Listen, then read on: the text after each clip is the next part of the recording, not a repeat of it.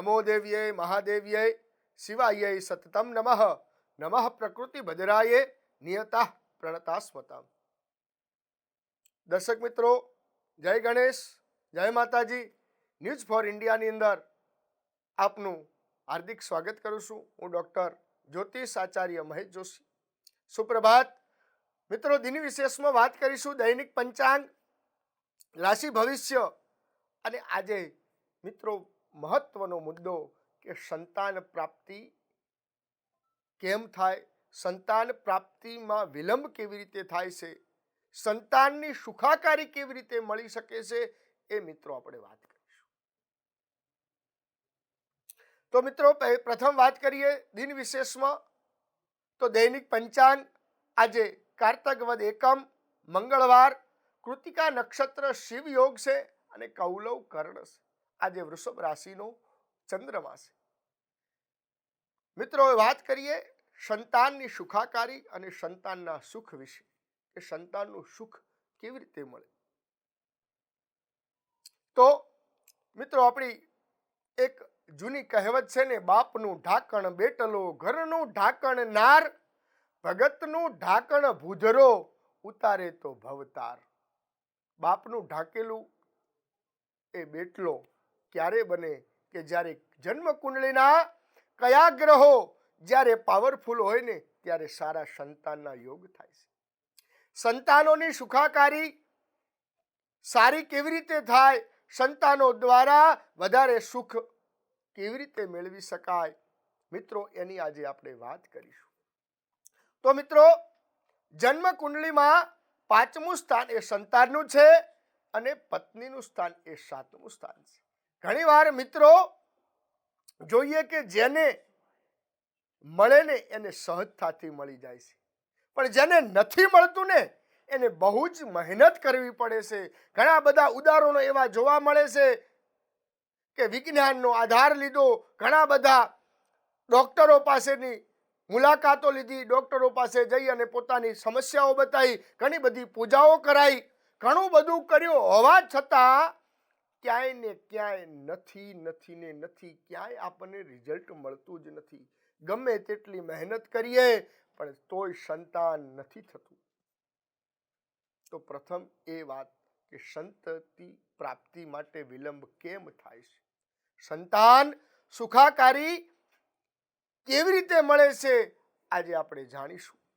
તો મિત્રો ઘણીવાર અમારી પાસે જન્મ કુંડળી છોકરા અને છોકરીની મેચિંગ કરવા આવતા હોય ને ત્યારે પ્રથમ શું પૂછે, તો કે આ છોકરાઓને સંતાનનું સુખ તો કેવું છે, સંતાન સારા છે કે નહીં, આવું પૂછવામાં આવે છે. આ બંનેના સંતાન સારા છે કે નહીં, સંતાન સુખાકારી અને સુખની વાત કરશે ત્યારે અમારે પણ કહેવું પડે સંતાનો હોય તે સુખ કહેવાય કે સંતાન આપે એ સુખ કહેવાય. એનો મતલબ એવો થાય સંતાન હોવું તો પહેલું સુખ છે, પણ સંતાન યોગ છે કે નહીં, એક ધીમે એક રહીને એક પૂછે કે દીકરો થશે કે દીકરી, આવું ધીમે કરીને પૂછે, અને દીકરો થશે તો એ મને સુખ આપશે કે નહીં, કેવું સંતાન થશે, આવું મને પ્રશ્ન પૂછવામાં આવતા હોય છે. તો મિત્રો અને સંતાન કેવા થશે એ તો જ્યોતિષ શાસ્ત્ર બતાવી દેશે, પણ અમારા જ્યોતિષ શાસ્ત્રમાં એવો પ્રશ્ન કોઈ પણ પંડિત અથવા સારો વિદ્વાન વ્યક્તિ જ્યોતિષની દ્રષ્ટિએ જવાબ નહીં આપે કે સંતાનમાં દીકરો થશે કે દીકરી. કેમ કે આપણે આપે કારણ કે અમુક વસ્તુઓ ભગવાને દેવ આધીન રાખી છે. ભગવાને પોતાનું ફોલ્ડર પોતાની પાસે જ રાખેલા હોય છે. એમાં કોઈ પણ ચંચુપાત કરે એ ભગવાનને પણ ન ગમે. જો આપણા જીવનમાં કોઈ ચંચુપાત કરે, આપણી પર્સનલ લાઈફમાં કોઈ દખલગીરી કરે તો એ આપણને એક ન ગમે, તો એ ભગવાનને તો ક્યાંથી ગમે. તો મિત્રો હવે 5મા સ્થાનમાં શું થશે એ મહત્વનું છે. 5મું સ્થાનનું બહુ જ મહત્વ છે સંતાન સુખાકારી માટે. જ્યોતિષની દ્રષ્ટિએ સંતાન સુખાકારી મળશે એ મહત્વની વાત છે. પણ ઘણીવાર મા બાપને એવું થતું હોય કે સંતાન અમારું ધ્યાન રાખશે. આ બધાય પ્રશ્નો હોય છે. છોકરાઓ અમને સાચવશે, છોકરાઓ અમારી ગઢપણમાં અમારી લાકડીનો ટેકો બનશે. આ બધી વસ્તુ આપણને સતાવતી હોય છે મા બાપને. કુંડલીને આધીન જોવાનું રહી તો એના કારણે જીવ તો આ બધું કુંડલીના આધીન આપણે જોઈ શકાય છે. પણ જો જીવતો જીવ સંતાન મા બાપને મોક્ષ આપી શકે છે અને જીવતે જીવ એ માણસ પોતાના માતા પિતાને નરકના દરવાજા પણ દેખાડી શકે છે. આવા અસંખ્ય દાખલાઓ આપણા ઇતિહાસમાં ભરેલા છે. સંતાનો કોને કહેવાય? તો પૂ નામના નરકમાંથી તારે એને પુત્ર કહેવાય અને દી વાળેને એને દીકરો કહેવાય. પાણી પાણી પોકાર, જેનું આત્મા ઘડી જાય પછી પીપળી પાણી પાય. મર્યા પછી એમાં જીવતા જીવ જો મા બાપને ટીમ્પું પાયું નહીં અને પછી નેવે છાશ નાખી અને વાસ નાખવાનો કોઈ મતલબ ખરી? જીવતા કરાવે ચૂપ અને મર્યા પછી ધૂપ કરવાનો કોઈ મતલબ ખરી? જીવતે જીવ જો તમે તમારા માતા પિતાની સેવા કરો એ જ મહત્વનું છે. કુંડલીમાં કઈ રીતે જોઈ શકાય છે કે સંતાનનું સુખ કેવી રીતે મળશે? તો મિત્રો, પાંચમું સ્થાન એ સામાન્ય રીતે પાંચમા સ્થાનનું એ સંતાનનું છે. પણ પાંચમું સ્થાન એ માણસના સંચિત કર્મ પણ જોઈ શકાય છે. પાંચમા સ્થાનમાં સંચિત કર્મ, પૂર્વ જન્મનું તમારું સંચિત કર્મ જોઈ શકાય છે. અને પૂર્વ જન્મના સંચિત કર્મ જ્યારે ભેગા થાય ત્યારે શુભત્વ આપવા વાળા બને છે.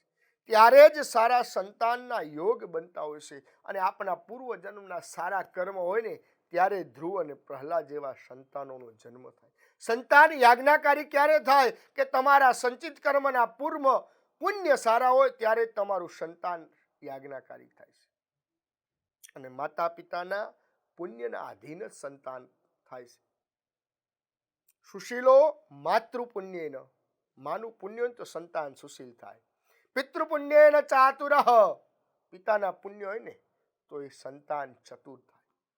ઔદાર્યમ વંશ પુણ્યેન, પોતાના પેઢીનું પુણ્ય હોય ને તો એ સંતાન ઉદારતા થાય, ઉદાર થાય, દિલવાળો થાય, કોઈને આપવા વાળો થાય, દાન પુણ્ય કરવા વાળો થાય. અને આત્મ પુણ્યેન ભાગ્યવાન, જો પોતાનું પુણ્ય હોય ને તો જાતમાં એના જિંદાબાદ, પોતાના પગ ઉપર કંઈક કરી બતાવે. એટલે પુણ્યના દે, પુણ્ય છે ને એ પાંચમું સ્થાન છે સંચિત પૂર્વ. તો પાંચમા સ્થાનમાં જ્યારે પાંચમું સ્થાન બલવાન હોય ત્યારે જ્યોતિષ શાસ્ત્રમાં સુખ માટે એ સંતાનનું સુખ મળે છે. પાંચમું સ્થાન બલવાન હોવું જોઈએ. પાંચમા સ્થાનમાં શુભ ગ્રહો હોવા જોઈએ. આ ખાસ કરીને જ્યારે સાંસારિક બાબતો, નીતિ નિયમો અને વ્યવસાયિક શક્તિ, સંતાનના પૂર્વ જન્મના સંસ્કાર, પેટમાં ગર્ભની સ્થિતિ, બુદ્ધિ, સંતાન સંબંધિત ચિંતન કરવું હોય ત્યારે પાંચમા સ્થાનનું મહત્વ વધી જાય છે. જ્યારે જન્મ કુંડળીમાં પાંચમા સ્થાનમાં કોઈ પાપ ગ્રહો બેઠા હોય અથવા તો પાપ ગ્રહોની દ્રષ્ટિ હોય ત્યારે પણ સંતાન થવામાં બાધા ઉત્પન્ન થતી હોય છે. કંઈક પણ પ્રતિકૂળ સંજોગોના કારણે ગર્ભ રહેતો નથી.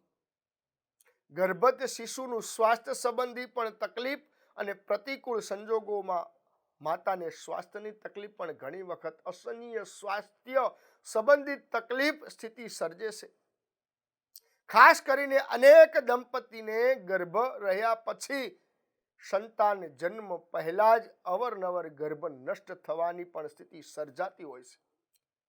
આવી કુંડળીના સંશોધનોનો પછી એક એવો યોગ પણ જોવા મળ્યો છે કે જન્મ કુંડળીમાં પાંચમા સ્થાનમાં જે રાશિ હોય તેનો નવમાસ અશુભ હોય અને પાંચમા સ્થાનમાં જે ગ્રહની સ્થિતિ હોય અને અશુભ નવમાસમાં હોય, સપ્તમેશ અને સપ્તસ્થાન જન્મ કુંડલીમાં અથવા નવમાસ કુંડલીમાં વિશેષ અરિષ્ટ યોગમાં હોય ત્યારે સંતાન જન્મ થયા પહેલા જ ગર્ભ અવસ્થામાં મૃત્યુ પામે છે. અને એ વિકૃત થઈ જાય છે, પોતાને અને માતાના સ્વાસ્થ્ય માટે પણ હાનિ કરતા બને છે. અને તે સ્થિતિત્વ જોવા જઈએ ને તો ઘણીવાર મિસકેરેજ પણ થવાની સંભાવના વધી જાય છે, અથવા ગર્ભવતીના સ્વાસ્થ્યની રક્ષા ખાતર ના છૂટકે વૈસેલી પરિસ્થિતિ સર્જાતી હોય છે અને એના કારણે એ ગર્ભને નીકાળી દેવામાં આવે છે. વિજ્ઞાનની જ્યાં સીમાઓ આવી ત્યાં જાય તેનું ભાગ્ય ઉપર જોઈએ છે. ઘણીવાર આપણે ડૉક્ટરો ના પાડતા હોય ત્યારે આપણે ભગવાન ઉપર શ્રદ્ધા રાખતા હોય, કોઈ માતાજી ઉપર શ્રદ્ધા રાખતા હોય છે, કોઈ વ્યક્તિની બાધા લેતા હોય છે, ત્યારે પણ સંતાન થતા હોય છે.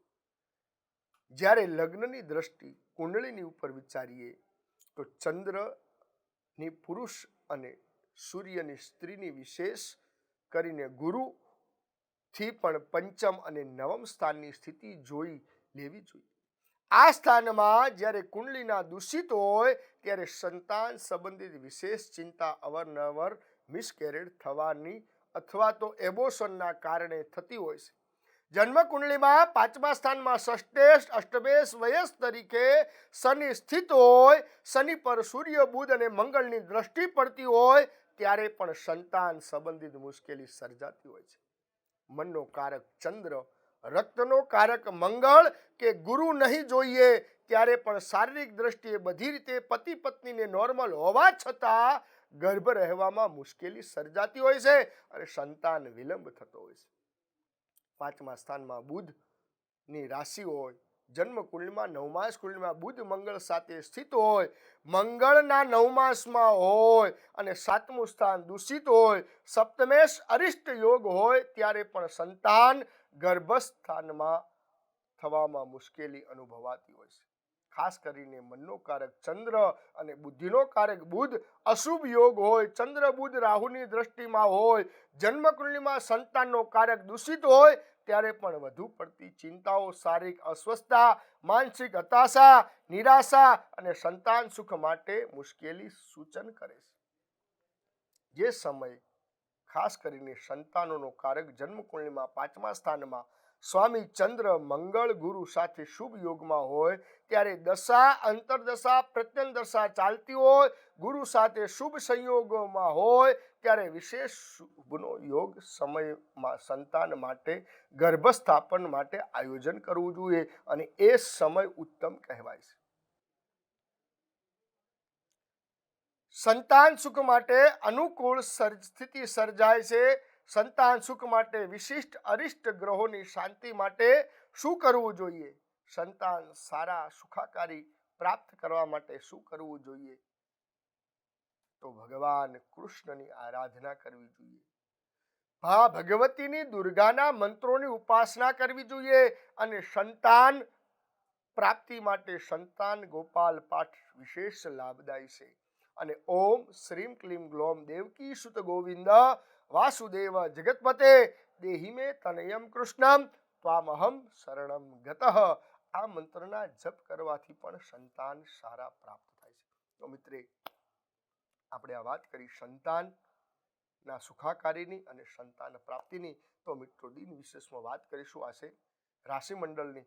તો આજે સૌ પ્રથમ રાશિમંડળમાં પ્રથમ રાશિ મેષ રાશિ છે અને મેષ રાશિના અક્ષર છે અલય અને સ્વામી છે મંગળ મહારાજ. તો મેષ રાશિના જાતકો, આજે તમે મહત્વની કોઈ યોજના પૂરી કરી શકશો. યોજનામાં સફળતાથી પૂર્ણ થતા જ એકાદ વર્ષ લાંબો સમય પણ લાગી શકે છે. આ સમય દરમિયાન તણાવથી દૂર રહીને કામ પર ધ્યાન આપજો. આજે ધન લાભનો યોગ અવશ્ય છે, પરંતુ આરોગ્ય અને રોકાણ સંબંધિત મુદ્દાઓ પર ખાસ ધ્યાન રાખજો. આજે ભગવાન ગણેશની ઉપાસના કરો, જાસૂદનું ફૂલ ચડાવો અને ગણેશજીના મંદિરે જઈ અને ઘઉંનું દાન કરો અને ઓમ રીમ ગ્લોમ ગણપતય નમઃ એ મંત્રનો જપ કરો. મિત્રો, વાત કરીએ વૃષભ રાશિની. તો વૃષભ રાશિના અક્ષર છે ભવ અને સ્વામી છે શુક્ર મહારાજ. તો વૃષભ રાશિના જાતકો, આજે તમારા જીવનમાં એક મહત્વપૂર્ણ પરિવર્તન આવી શકે છે. એવું બની શકે કે એના લીધે જીવનમાં કપરો સમય આવે, પરંતુ યાદ રાખજો, રાત થાય તો દિવસ પણ ઉગે જ છે. ચિંતા કરશો નહીં. આથી ધીરજ રાખો અને સહજતાથી આગળ વધશો તો આપનો આ દિવસ શુભ રહેશે. કયો ઉપાય કરીશું? તો આજે કુળદેવીની પૂજા કરો. નવારણ મંત્ર ઓમ ઐમ હ્રીમ ક્લીમ ચામુંડાય વિચ્ચય નમઃ એ મંત્રનો જપ કરો તો અવશ્ય સારું ફળ મળશે. મિત્રો વાત કરીએ મિથુન રાશિની, તો મિથુન રાશિના અક્ષર છે કચ્છ અને સ્વામી છે બુધ મહારાજ. તો મિથુન રાશિના જાતકો આજે તમે પ્રસન્ન રહેશો. ઘર હોય કે ઓફિસ, આજે દરેક સ્થળે તમે આરામદાયક અને વૈભવી વાતાવરણનો લાભ મળી શકે છે. ધન પ્રાપ્તિનો યોગ છે. સંતોષ અનુભવશો. સંધ્યાકાળે પરિવાર અને મિત્રો માટે ઉદાર વર્તન રાખજો. હાલમાં જમીન અને સંપત્તિ માટે રોકાણ કરવું ફાયદાકારક રહેશે. કયો ઉપાય કરજો? કૂતરાઓને આજે ખીચડી અને દૂધ ખવડાવો. ઓમ ઋષિકેશાય નમઃ એ મંત્રનો જપ કરો તો અવશ્ય ફળ મળશે. મિત્રો વાત કરીએ કર્ક રાશિની, તો કર્ક રાશિના અક્ષર છે ડ અને સ્વામી છે ચંદ્ર મહારાજ. તો કર્ક રાશિના જાતકો આજે સહકર્મચારીઓના સહયોગથી આજે તમે કોઈ મોટું કામ સફળતાથી પાર પાડી શકશો. આ સિવાય આજે કોઈ વડીલ વ્યક્તિના સામેલ થવાથી લાંબા સમયથી ચાલતો પારિવારિક વિવાદોનો અંત આવી શકે છે. કયું ઉપાય કરીશું? આજે ચોખાનું દાન કરો શિવ મંદિરમાં અને ઓમ નમઃ શિવાય મંત્રનો જપ કરો. મિત્રો વાત કરીએ સિંહ રાશિની, તો સિંહ રાશિના અક્ષર છે મટ અને સ્વામી છે સૂર્ય મહારાજ. તો સિંહ રાશિના જાતો આજે આરોગ્ય બાબતે સાવચેતી રાખજો અને નિયમિત ભોજન પર અંકુશ રાખજો. કોઈ પણ વસ્તુ અતિશય યોગથી નુકસાન કરી શકે છે. આજે સંધ્યાકાળથી રાત સુધી કોઈ સામાજિક કાર્યમાં સામેલ થવું પડે છે. પરિવાર તરફથી સહયોગ અને પ્રેમ મળી શકે છે. કયો ઉપાય કરીશું? તો બુરુ ખાંડનો લોટ લઈ અને કીડિયારું પૂરો અને ઓમ રીમ ઉમામહેશ્વરાભ્યામ નમઃ મંત્રનો જપ કરો. મિત્રો વાત કરી હવે કન્યા રાશિની, તો કન્યા રાશિના અક્ષર છે પઠણ, સ્વામી છે બુધ મહારાજ. તો કન્યા રાશિના જાતકો આજે અંગત સંબંધ પ્રેમ ભર્યો અને સહયોગ વાળો રહેશે. આરોગ્ય સારું રહેવાથી અલગ અલગ કાર્યોમાં સક્રિયતાથી ભાગ લઈ શકશો. તમારા લાઈફ પાર્ટનર સાથે મળી અને તમે કોઈ પણ મોટું રોકાણ કરી શકો છો. એમાં આપને સારી સફળતા મળશે. સંધ્યાકાળનો સમય કોઈ પણ ધાર્મિક કાર્યનું આયોજન પસાર થઈ શકે છે. કયો ઉપાય કરીશું? તો આજે મગનો શીરો નાની નાની દીકરીઓને ખવડાવો અને ઓમ રીમ દુર્ગાય નમઃ એ મંત્રનો જપ કરો તો અવશ્ય સારું ફળ મળશે. મિત્રો વાત કરીએ હવે તુલા રાશિની, તો તુલા રાશિના અક્ષર છે રત અને સ્વામી છે શુક્ર મહારાજ. તો તુલા રાશિના જાતકો આજની આપની કામના પૂરી થવાના યોગ સંપૂર્ણ છે. આજ થોડી ઘણી આપના જીવનમાં બેચેની રહેશે. અંગત સંબંધોમાં વિખવાદ ઊભો થશે. આજે એક નાની વાત સ્વીકારી લેજો કે જીવનમાં જ્યારે પણ તમને જરૂર પડશે ત્યારે તમારું કુટુંબવાળા તમારા ઉપરથી મોં ફેરવી લેશે. આનાથી તમે નાસીપાત ન થતા ધીરજ રાખજો અને આજે ધંધાની અંદર સારી સફળતા પ્રાપ્ત થવાના યોગ છે. કયો ઉપાય કરીશું? તો લક્ષ્મીનારાયણની પૂજા કરો, વિષ્ણુ સહસ્ત્રના પાઠ કરો અને ઓમ રીમ વિષ્ણવે નમઃ એ મંત્રનો જપ કરો તો અવશ્ય સારું ફળ મળશે. મિત્રો વાત કરીએ હવે વૃશ્ચિક રાશિની, વૃશ્ચિક રાશિના અક્ષર છે નય અને સ્વામી છે મંગળ મહારાજ. તો વૃશ્ચિક રાશિના જાતકો આજે આપને વેપાર ધંધા કે ભાગીદારી કે સંબંધોમાં થી આપને અવશ્ય લાભ મળી શકે છે. પરંતુ અંગત સંબંધોમાં ત્રિકોણીય સંબંધો તમારા જીવનમાં મુશ્કેલીઓ ઊભી કરી શકે છે. તમારા માટે સારું એ જ રહેશે કે તમામ ભૂમિકાઓ તમે અલગ અલગ રીતે વર્તન કરો, એનો સામનો કરો. એનો પડકાર આવી શકશે. કેમ કે તમારા જ પોતાના જ વ્યક્તિઓ આજે તમને હેરાન પરેશાન કરવાના યોગ છે. જે તમારું ખાય છે એ જ તમારું આજે ખોદન કરશે. તો કયો ઉપાય કરીશું? તો મસૂરની દાળ શિવ મંદિરમાં અર્પણ કરો અને ઓમ નમો ભગવતે રુદ્રાય નમઃ એ મંત્રનો જપ કરો. મિત્રો વાત કરીએ ધનરાશિની, તો ધનરાશિના અક્ષર છે ભદ્રઠભ અને સ્વામી છે ગુરુ મહારાજ. તો ધનરાશિના જાતકો સ્વાસ્થ્ય અને નાણાકીય બાબતમાં ખાસ ધ્યાન રાખવાની જરૂર છે. બીજા લોકોના કામ માટે વધારે પડતી શક્તિ કે ઉર્જાનો વ્યય ન કરશો, કારણ કે આવા લોકો એક પછી એક મદદ માંગતા જ રહેશે. કોઈ જૂના મિત્ર સાથે થયેલી વાત તમને પ્રસન્ન રાખશે. કયો ઉપાય કરીશું? તો કોઈ ગરીબને વસ્ત્રદાન કરો. ઓમ રીમ ગ્રામ ગ્રીમ ગ્રોમ સહ ગુરુવે નમઃ એ મંત્રનો જપ કરો તો અવશ્ય સારું ફળ મળશે. મિત્રો વાત કરીએ મકર રાશિની, તો મકર રાશિના અક્ષર છે ખજ અને સ્વામી છે શનિ મહારાજ.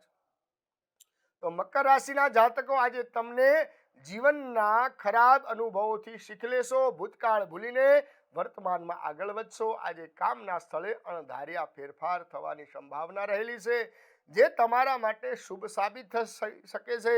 પરિવાર થી સુખદ સમાચાર મળી શકે છે.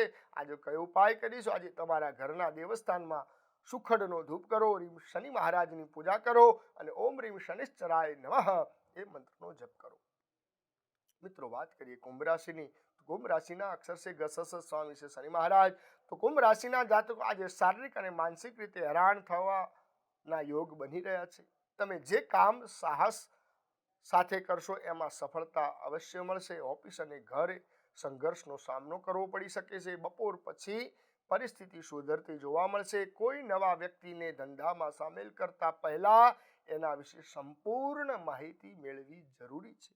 કયો ઉપાય કરીશું? હનુમાન ચાલીસાનો પાઠ કરો અને ઓમ રીમ હનુમતે નમઃ મંત્રનો જપ કરો. મિત્રો વાત કરીએ મીન રાશિની. તો મીન રાશિના અક્ષર દચથ અને સ્વામી છે ગુરુ મહારાજ. તો મીન રાશિના જાતકો આજે તમારું ભાગ્ય મહત્વની ભૂમિકા ભજવશે. જીવનના તમામ ક્ષેત્રોમાં તમે પ્રગતિની દિશા પર આગળ વધશો. તમારા કામને લઈને મહત્વના નિર્ણયો અને તમારા પૈસા જે પણ ગયેલા છે એ પાછા આવવાની સંભાવના છે. વ્યવસાયમાં આગળ વધશો. ભૂતકાળમાં જેને તમે શોધી રહ્યા છો તે યોગ્ય વ્યક્તિ મળવાના પણ યોગ બની રહ્યા છે અને ઉજ્જવળ તક આજે આપણે અવશ્ય મળશે. આપના માટે આજનો દિવસ બહુ જ લાભકારક બની શકે છે. કયો ઉપાય કરીશું? આજે ગુરુજનોની પૂજા કરો, ચણાની દાળનું દાન કરો અને દત્ત બાવનીનો પાઠ કરો અને ઓમ રીમ બ્રહ્મણે નમઃ એ મંત્રનો જપ કરો તો અવશ્ય સારું ફળ મળશે. અસ્તુ. દરેક દર્શક મિત્રો અમારી આ ન્યૂઝ ફોર ઇન્ડિયા ચેનલને સબસ્ક્રાઇબ કરજો, લાઈક કરજો અને તમારા જીવનની સમસ્યા માટે અમારા નંબર ઉપર કોલ કરી શકો છો. અસ્તુ. જય શ્રી કૃષ્ણ.